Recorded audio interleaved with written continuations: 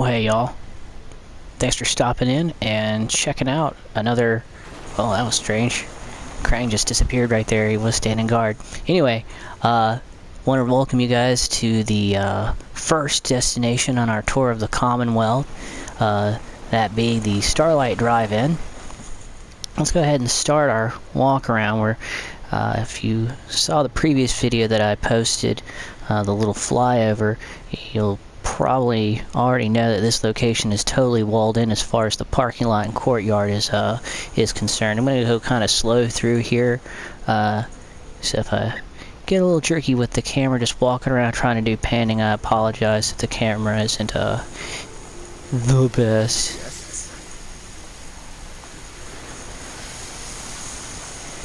Takes care of any radiation from any of our provisioners or travelers that come through here. But yeah, the Starlight Drive-In is a pretty big settlement. Has food for 18. I guess you wouldn't know, dude. You're a provisioner or a guard. Which one are you?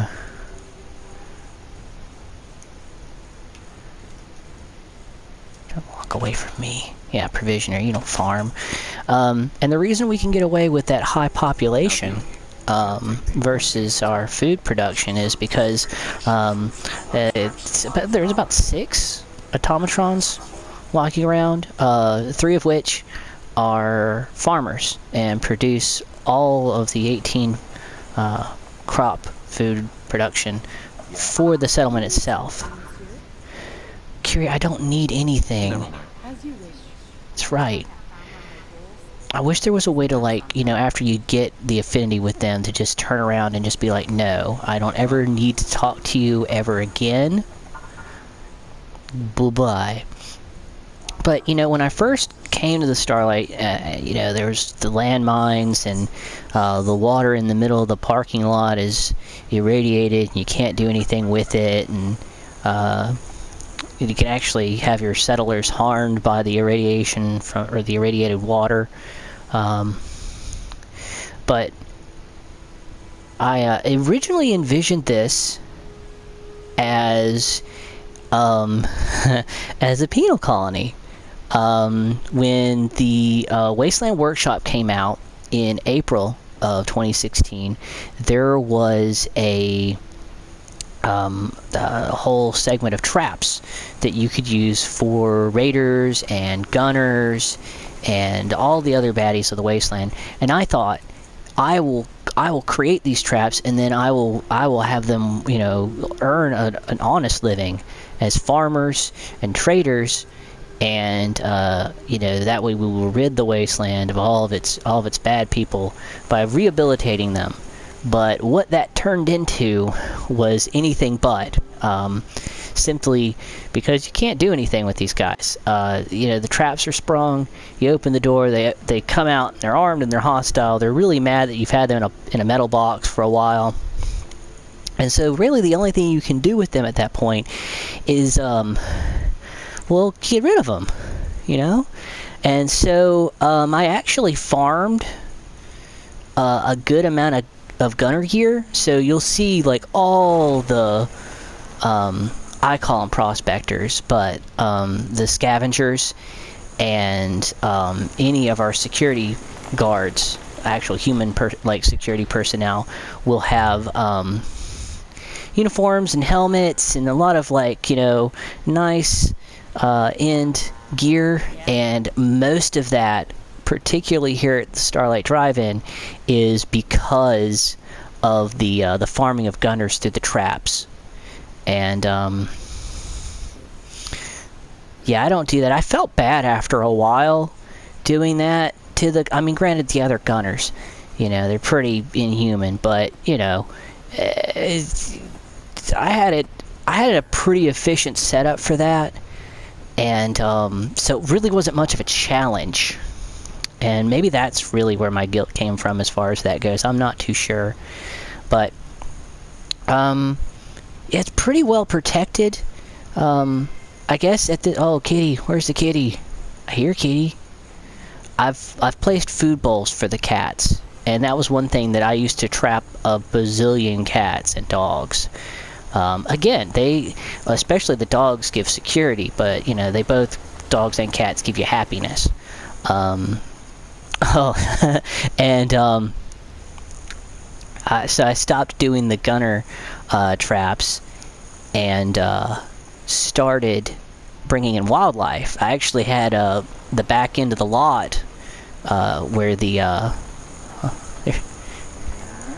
there's Codsworth, all pimped out. There you go, Cods. Yeah, put him to work. But anyway, after the gunners, I turned the back lot where the Brahmin are now into a wildlife preserve, and had a bunch of rad stags. Rhodey, really, I need you to go here. It's fine. Wait there. Just stay there. I don't just get out the way. I swear though, if like Rhodey actually had feelings, he'd be so emotionally damaged by the amount of times I've cursed at him. But yeah, the backlot where the Brahmin are, I set up his cages or traps for rad stags, and I was like, ooh, nice. And this one time, I set up a Yaogwai trap. And if you don't know, Yaogwai really think that rad stags are tasty.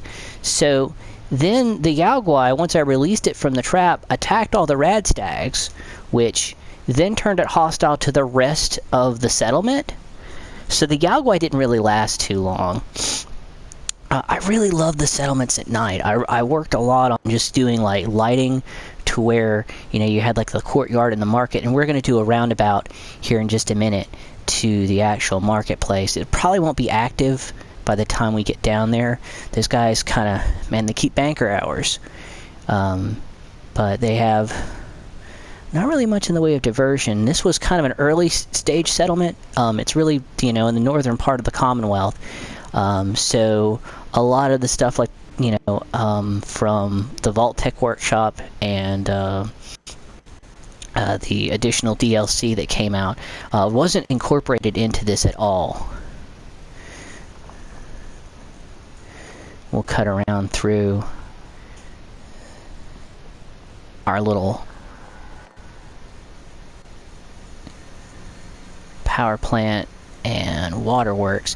And this is a big thing that the provisioners push through to the rest of the Commonwealth, because one of these big boys pushes out 40 water, so they don't need it all. So they're only taking 18 for the population, so the other 22 get pushed out to the other settlements. And then the workshop for this settlement is in this little room right here, which then of course I put all of my bobbleheads. Of course, I didn't get the trophy for collecting all the bobbleheads. Oh, hello, kitty cat. Because by the time I got all the bobbleheads, I had already modded the game a little. So, open air, workshop. This is where we did the intro for Rhodey. Resourced robot iBot drone right there. Oh, we got some mannequins in here. You can check these guys out. You'll find these throughout a lot of the major settlements. I had these set up mostly because I'd collect stuff and not want to have it just sitting in the workshop storage, so that I could arm provisioners and security personnel with good gear, and of course weapons and stuff. You can't have the armaments, the vestiges without the armaments. Let's see, so we've already done that, and of course the garden area. I don't know if I should really, I don't like approaching the robots, because they're just as obnoxious in some instances as like the other human NPCs, especially the robots, because they're all like, Maker, take us with you, we love you, Maker, which I guess is nice. Let's see here, yeah, so all these markets are staffed. They're all taking a break. Let's see here. What time is it? Yeah, it's 10:30 at night. Ain't nobody up right now doing that jazz. And of course we've got, our Bunker Hill traveling provisioner that comes through. Oh yeah, everybody's lining up for dinner. Everybody's coming in for dinner, and hopefully they'll take So I love it when they actually go and sit down at these the picnic benches and the bar stools, sit up around the diner. General Krang. Thank you, General. Like, that's just his name. Like, first name General, last name Krang. Yeah. Humanity is so resilient to cling to life despite all of this. It is the duty of us all to further that survival. And of course, we've got our computer in the very front. Let's see if I can squeeze past these guys. I don't need anything from you. I need you out the way. Will you just kind of stand there for a second? Let me jump over you? No, of course not. There we go. Bless. So I thought it would be nice to have the little command center here, the Vault-Tec population management system, which I guess is like the only real thing I use from the Vault-Tec thing in almost consistently all the settlements. You guys do not have to worry about empty stomachs in this settlement. And the idea of the wall came to me, one, because, you know, I wanted to do kind of like a prison, like a rehabilitation center for the raiders and gunners. But, you know, looking over the entryway, the archway entryway for the theater itself gave me this idea to do kind of catwalk systems to allow you to get pretty much anywhere on the front side of the settlement without a whole lot of issue. Little ladders here and there to get you over into remote places along the perimeter. I didn't bother to light these because, you know, when you're thinking of like guard posts along a wall, you know, you want to be able to see inside, but you don't want to necessarily have a light on your guards, because then that would allow whoever's attacking you to see your guards, and that kind of defeats the purpose of having the guards, because then you can just snipe them off, you know, like most of us normally do. We'll hop there. Oh. It's as simple as that. I don't think you guys really have to worry about work. I mean, the only time you really work is when, like, a bloatfly flies over this hillside or some such nonsense. But yeah, so the whole idea behind the space now is it's sort of like a trade center. It's definitely an oasis for travelers, you know, with its excess water and the markets. It's definitely a nice location. And, you know, in the case of like any sort of like crazy humanitarian crisis, whatever may befall the Commonwealth, this is a really good place for these people to stay and crash, because there's ample space. And I can always rig up additional living spaces for them. But, yep. Oh, what's that light over there?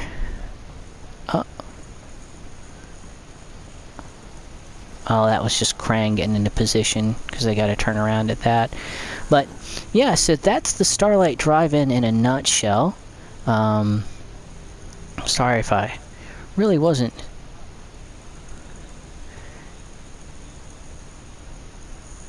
as in-depth as you'd like me to be. Oh, yeah. So along all these guard posts, along the walls, scavengers. So that's why they're all armed and they all look like soldiers. Because really, you know, you ag like one of the guards, you're gonna get a scavenger. And if you don't get a scavenger, you get a guard dog. So, and I really like these little gun towers. Yeah, that's right. I'm patting myself on the back. I'm such a clever little bald monkey. But anyway, I'm gonna pop another smoke grenade and fly out of here. And our next destination will be the first settlement that we get to in the game. And that would be Sanctuary Hills. So, thanks for watching. Appreciate you. See you next time.